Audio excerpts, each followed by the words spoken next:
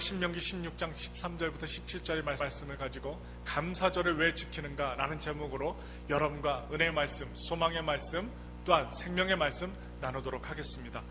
오늘은 우리를 구원해 주시고 우리에게 모든 복을 주시는 하나님 앞에 감사드리며 예배 드리는 추수감사절 주일입니다. 구약 시대에는 이스라엘 사람들 중에 모든 남자들은 적어도 1년에 3번, 즉 무교절, 77절, 초막절에는 반드시 하나님 앞에 나가 감사의 예물을 드리며 또한 하나님께 영광을 돌려야만 했습니다. 오늘 본문 14절부터 17절 말씀을 보면 제가 봉독해 드리겠습니다. 절기를 지킬 때는 너와 내 자녀와 노비와 내 성중에 거하는 레위인과 객과 고아와 과부가 함께 연락하되 내 하나님 여호와께서 택하신 곳에서 너는 7일 동안 내 하나님 여호와 앞에서 절기를 지키고 내 하나님 여호와께서 내 모든 물상과 내 손을 댄 모든 일에 복을 주실 것이며 그것을 인하여 너는 온전히 즐거워할지니라.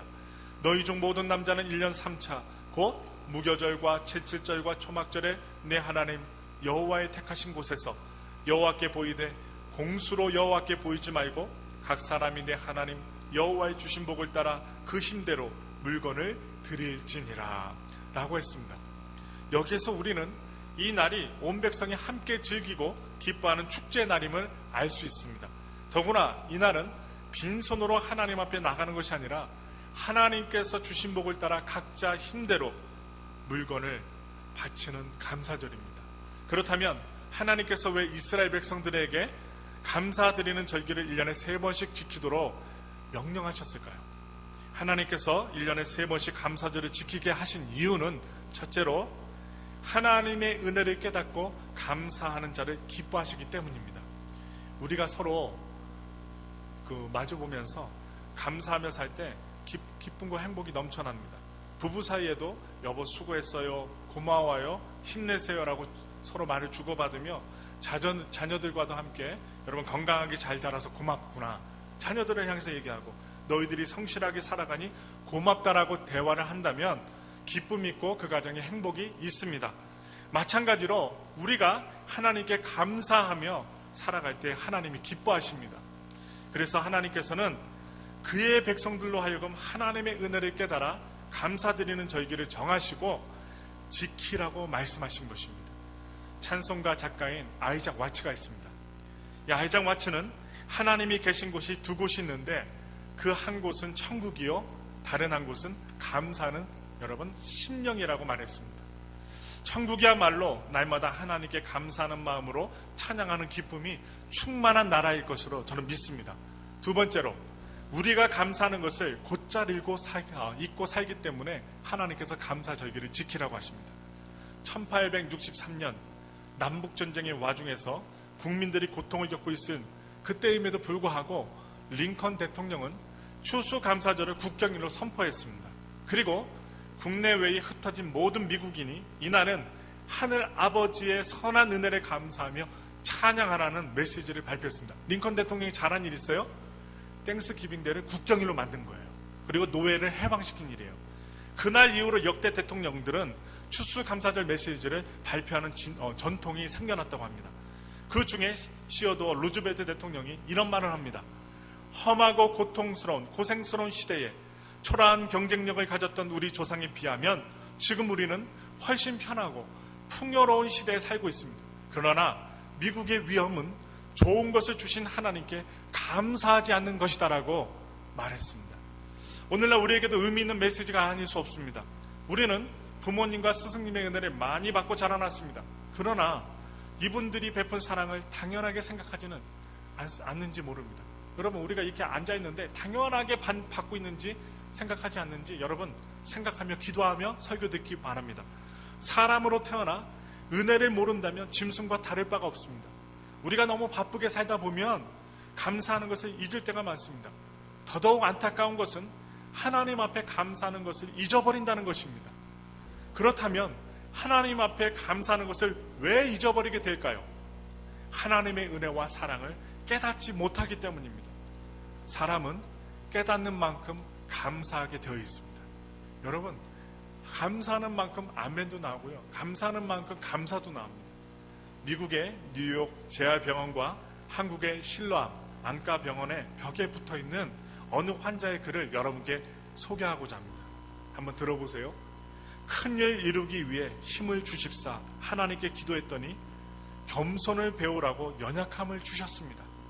많은 일을 하려고 건강을 구했더니 보다 가치 있는 일 하려고 병을 주셨습니다. 행복해지고 싶어 부유함을 구했더니 자유로워지라고 가난을 주셨습니다. 세상 사람들의 칭찬을 받고자 성공을 구했더니 뽐내지 말라고 실패를 주셨습니다. 풍요로운 삶을 누릴 수 있도록 모든 것을 달라고 기도했더니 모든 것을 누릴 수 있는 삶 그 자체를 선물로 주셨습니다.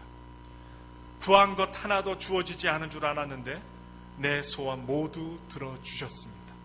하나님의 뜻을 따르지 못한 삶이었지만 미처 표현 못한 기도까지 모두 들어주셨습니다. 나는 가장 많은 축복을 받은 사람입니다. 여러분, 환자의 마음에서 우러나오는 감사의 이 고백이 감동이 되지 않습니까? 이 감동으로 오늘 하루를 보내시길 바랍니다. 2차 세계대전 가장 긴 밤이라는 이런 소설 등을 집필한 작가 코넬리어스라는 사람이 있었어요. 코넬리어스 라이언이라는 사람이 5년간 암 투병을 하다가 사망했습니다. 그는 심한 고통을 겪는 투병 중에도 매일 아침 감격스러운 목소리를 이렇게 얘기해요. 하나님, 오늘도 좋은 날을 주심을 감사합니다. 그는 한결같이 이렇게 기도를 드렸는데 하루는 그의 아내가 무엇이 그렇게 감사하냐고 그에게 물었을 때 그가 이렇게 대답합니다. 새날에 맞는 5가지 기쁨이 있어. 첫째, 사랑하는 당신을 다시 볼 수 있기 때문이요. 둘째, 가족의 음성을 들을 수 있기 때문이요. 세 번째, 병들어 눕기 전에 작품을 탈구한 것이 감사하오. 네 번째, 병마와 싸울 힘을 주실 하나님께 감사하오. 마지막으로 5째, 무엇보다 감사한 것은 주님이 지금 나와 가까운 곳에 계신다는 사실이요. 이렇게 얘기했습니다. 우리도 항상 감사를 잊지 말고 살아가야 되겠습니다. 여러분, 감사하십니까? 예. 여러분, 하늘을 바라보고 하나님께 한번 고백해 보겠습니다. 하나님, 감사합니다. 예. 하늘 안 봐도 되는데 우리가 느낌을 갖고자, 이 옆에도 계시고 하늘에도 계신데 그래도 하늘 바라보며 감사하길 원합니다. 세 번째입니다. 모든 복이 하나님으로부터 오는 것임을 곧장 잊고 살기 때문에 감사절을 지키라고 하십니다. 이 세상의 모든 것은 전지전능하신 하나님이 창조하셨을 뿐만 아니라 절대 주권을 가지고 이 모든 것을 주장하고 계십니다. 우리의 생사화복은 물론이요, 이 세상의 모든 날의 흥망성쇠를 하나님이 주관하십니다. 깊이 생각해보면 우리가 지금까지 잘 지내온 것도 하나님의 은혜입니다. 여러분, 우리가 받은 복이 얼마나 많아요. 자동차가 있잖아요. 집이 있잖아요. 여러분, 굶고 오셨습니까? 네, 굶고 오셨으면 교회 와서 밥을 먹을 수 있잖아요.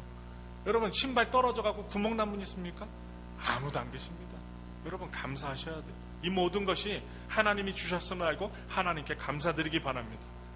어느 날 임금이 맛이 기가 막히게 좋은 요리를 잡수신 후에 감탄하면서 이렇게 훌륭한 요리를 만든 요리사는 세계 제1의 요리사임에 틀림이 없다.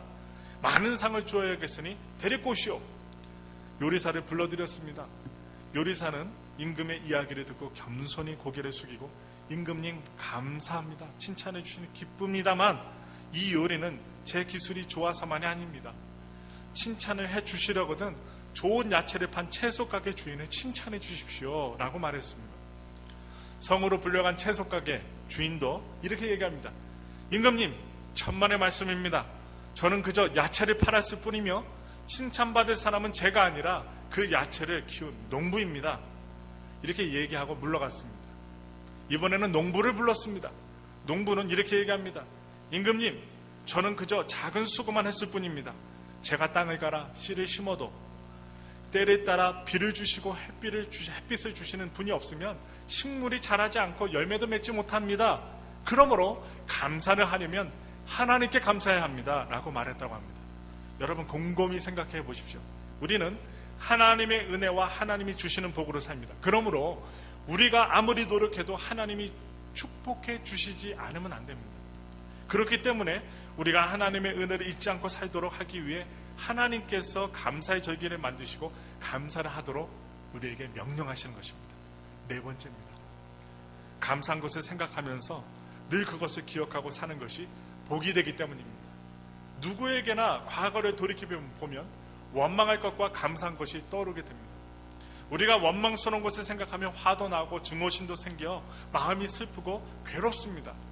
그러나 모든 것을 다 용서하시고 또한 잊어버리고 나면 건강에도 여러분 좋고 마음에도 좋다는 사실이에요. 또한 신앙에도 좋습니다. 우리가 원망스러운 것은 곧 잊어버리고 늘 감사한 것을 생각하고 그것을 기억하고 산다면 우리는 기쁨과 즐거움이 넘치는 행복한 삶을 살게 될 것입니다. 앞을 보지 못하고 듣지도 말하지도 못하는 삼중장애인 아시죠? 헬렌 켈러가 이런 말 했어요. 나는 받은 것이 너무 많아 못 받은 것이 무엇인지 생각할 겨를도 없이 살아왔다라고 합니다. 아니, 말도 못하고 보지도 못하고 듣지도 못하는 사람이 받은 것이 너무 많아 못 받은 것이 무엇인지 생각할 겨를도 없이 살아왔대요. 대단한 고백이에요. 헬렌 켈러야말로 수많은 세계 사람들에게 감사 생활의 모범을 보여준 분이라고 할 수 있어요. 그래서 우리가 하나님으로부터 받은 것이 얼마나 많아요? 하나님께 감사하시기 바랍니다. 미국의 유명한 노만필 목사님에게 52세 된 남자, 사업에 완전히 실패하고 절망 끝에 찾아온 남자가 있었습니다. 그에게서 희망이라고는 전혀 찾아볼 수가 없었습니다. 이 노만필 목사님께서 그에게 우선 종이와 연필을 건네주고 아직도 남아있는 재산이 무엇인지 적어보라고 했습니다. 여러분도 힘들 때요, 막 불평불만이 있을 때 이거 한번 해보세요. 저도 해봤는데 감사할 게 많더라고요. 종이와 연필을 주고 감사할 것이 무엇인지 적어보라고 했어요. 그는 완전히 파산해서 적을 재산이 없다고 정색을 합니다. 안 갚겠다고 합니다. 그때 노만필 목사님이 여러분 다음과 같이 물었습니다. 부인은 살아계신가요? 네, 그렇습니다. 이어서 또 얘기합니다. 자식이 있습니까? 있습니다. 단 친구가 있습니까? 스스로 정직합니까? 지금 건강은 어떠합니까? 이런 질문을 차례로 묻고는 그 대답들을 종이 위에 적어나갔습니다. 첫째, 훌륭한 아내가 있었습니다. 두 번째, 힘이 될 만한 3명의 사랑스러운 자식들이 있었습니다. 적었어요. 세 번째, 도와주겠다는 좋은 친구가 있었습니다. 네 번째로 그에게는 정직함이 있었습니다. 또한 5번째, 재산은 다 몰수당하고 파산했어도 몸 하나만큼은 건강했습니다. 그리고 밥도 3그릇 먹어요. 예. 이 노만필 목사님은 그에게 쓴 종이를 그 사람에게 건네면서 당신은 아직도 여기에 적힌 많은 재산을 가지고 있지 않습니까? 그랬더니 그 사람이 이렇게 얘기해요. 나는 이런 생각은 전혀 해보지 않았습니다. 그러고 보니 내가 형편이 나쁜 것만은 아니군요 라며 절망에 가득 찬 얼굴로 목사를 찾아왔던 이 사람은 곧 생기는 얼굴로 새 출발을 다짐했고 그리고 떠나갔다고 합니다. 사랑하는 엘파소 순복음교회 성도 여러분, 우리도 감사할 것이 무엇인지 생각해 보시기 바랍니다. 늘 감사할 것을 생각하며 살면 그 생각이 우리를 복되게 하고 그로 인해 행복이 넘치게 될 것입니다. 5번째 말씀드립니다. 하나님께 형식적인 감사를 하지 않기 위해서 감사절을 주셨습니다. 오늘 본문 16절부터 17절 다 같이 한번 볼까요? 다 같이 함께 16절과 17절을 함께 봉독하겠습니다. 너희 중 모든 남자는 1년 3차 곧 무교절과 77절과 초막절에 내 하나님 여호와의 택하신 곳에서 여호와께 보이되 공수로 여호와께 보이지 말고 각 사람이 내 하나님 여호와의 주신 복을 따라 그 힘대로 물건을 드릴지니라 라고 했습니다. 우리가 감사하는 마음을 가진다는 것은 중요합니다. 그것이 나 자신은 물론 모든 사람들에게 얼마나 기쁨이 되는지 모릅니다.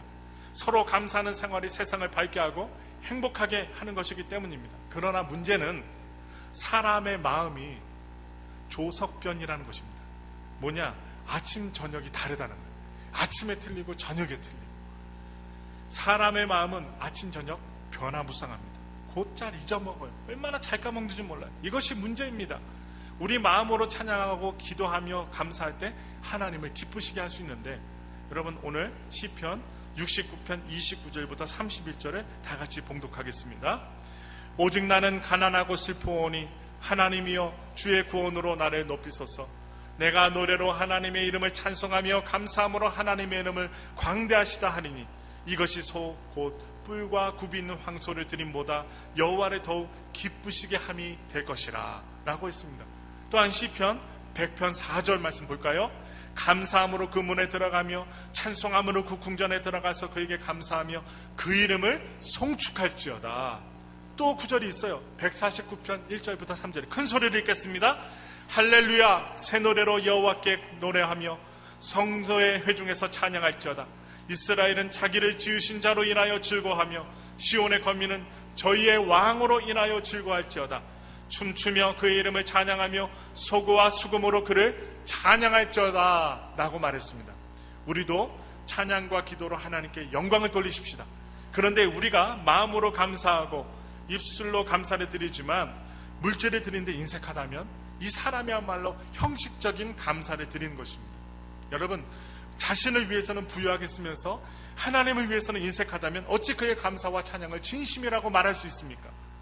그러므로 우리가 하나님 앞에 온전한 감사를 드리려면 전심으로 감사하는 마음과 찬양과 기도에 또 무엇이 있을까요? 감사하는 물질이 있어야 됩니다. 그렇기 때문에 하나님께서는 우리가 하나님 앞에 나올 때 빈손으로 나오지 말고 감사 예물을 가지고 나오라고 말씀하셨습니다. 그러나 여러분, 오해는 하지 마십시오. 빚을 내서 가져오라는 것이 아닙니다. 돈이 없다고 빚을 내갖고서 나오는 것이 아니라 드릴 것이 없는데 무조건 가져오라고 하시는 것도 아닙니다. 오늘 본문 17절의 말씀을 보면 각 사람이 하나님이 주신 복을 따라 그 힘대로 감사하는 것입니다. 특히 오늘 본문 15절의 하반절에 아주 중요한 문구가 나옵니다. 내 하나님 여호와께서 내 모든 소상과 내 모든 물상과 내 손을 댄 모든 일에 복 주실 것을 인하여 너는 온전히 즐거워할지어다 라고 했습니다. 여기에서 복 주실 것을 인하여 믿음으로 드리라는 것입니다. 믿음으로 하라는 뜻입니다. 또한 시편 96편 7절부터 9절에 보면 만방의 족속들아 영광과 권능을 여호와께 돌릴지어다. 여호와께 돌릴지어다. 여호와의 이름이 합당한 영광을 그에게 돌릴지어다. 예물을 가지고 그 궁정에 들어갈지어다. 아름답고 거룩한 것으로 여호와께 경배할지어다. 온 땅이여 그 앞에서 떨지어다 라고 말씀하시고 계십니다. 여러분, 미국의 부호 더글라스는요 한때 경제적으로 극심한 어려움을 겪었다고 합니다. 이 중에도 이런 어려움을 겪으신 분들이 계실 거예요. 미국에 와서 아니면 한국에 계실 때 그의 수중에 단돈 1달러가 그의 소유의 전부였다고 합니다. 1달러. 그는 마지막으로 남은 1달러 중에서 절반인 50센트를 주일 예배 헌금 시간에 드렸어요. 그 다음날 구인 광고를 보니까 여러분, 그 회사까지 가는 기차표의 값이 얼마냐? 1달러였어요. 1달러. 그는 어제 이렇게 여러분과 같이 주일 예배 드리려고 1달러가 있었는데 50센트를 반에 쪼개갖고 하나님께 드린 것이, 헌금한 것이 후회도 되었지만 50센트 가격만큼 기차표를 사서 타고 중간에 내릴 각오로 내려서 회사에 가려고 결정을 하고 여러분 기차표를 삽니다. 50센트. 그런데 그가 길을 가다가 우연히 사원 모집 광고가 벽에 붙어있는 것을 보게 되었습니다. 50센트까지만 가고 걸어가다가, 그런데 자세히 읽어보니 아주 유명한 회사였다고 합니다. 그는 가려던 회사를 포기하고 이 회사에 지원서를 냅니다. 그래서 더 이상 직장을 찾을 필요 없이 합격하여 그 회사의 사원이 되었습니다. 후에 그는 구두 회사를 운영하여 큰 부자가 되었다고 합니다. 결론 내립니다. 여러분, 천지 만물이 다 하나님의 것인데 무엇이 더 필요하셔서 우리로 하여금 물질을 드리라고 하시겠습니까? 하나님 물질 필요 없거든요. 돈 필요 없거든요. 우리가 감사의 물질을 드리며 감사하는 삶을 살라고 말씀하시는 것은 우리를 축복하시기 위해서이며 우리의 행복을 위해서입니다.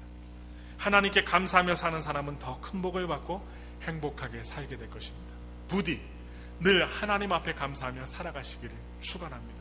우리 모든 성도들이 아버지께, 가족에게, 또한 목사와 성도들에게, 아니면 자녀들에게 감사하며 살 때 우리 엘파소 지역은, 여러분의 가정은 감사의 꽃, 축복의 꽃이 피어날 줄 예수님의 이름으로 축원합니다.